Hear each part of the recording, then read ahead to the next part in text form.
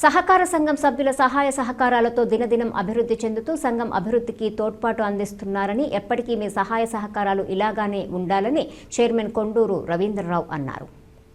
రాజన్న సిరిసిల్ల జిల్లా గంభీరావుపేట మండల కేంద్రంలో ప్రాథమిక వ్యవసాయ సహకార సంఘం కార్యాలయంలోని చైర్మన్ కొండూరి రవీంద్రరావు ఆధ్వర్యంలో సర్వసభ్య సమావేశం నిర్వహించారు.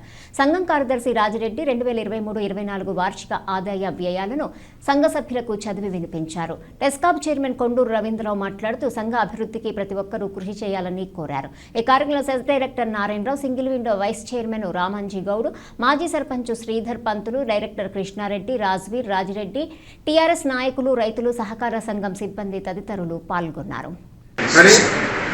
ఈ 15 ఫిబ్రవరి వరకు జరిగిన లావాదేవీలు మన ఈ సంఘం ఈ సంవత్సరం ఏప్రిల్ 1 నుండి 15 ఫిబ్రవరి వరకు చేసిన కార్యకలాపాలన్నింటినీ కూడా మనము ఇక్కడ చెప్పుకునడానికి లావాదేవీలు ఈ సంవత్సరం 1/4/23 నుండి 15/3/24 వరకు మన సభ్యుల సంఖ్య, ఎందుకంటే అంతా అప్పు తీసుకున్న వాళ్ళే సభ్యులు ఉన్నారు కాబట్టి ఆలోచించే కార్యక్రమాలు చేస్తాం కాబట్టి ఒక్కొక్కసారి కొన్ని ఇబ్బంది అనిపిస్తుంది.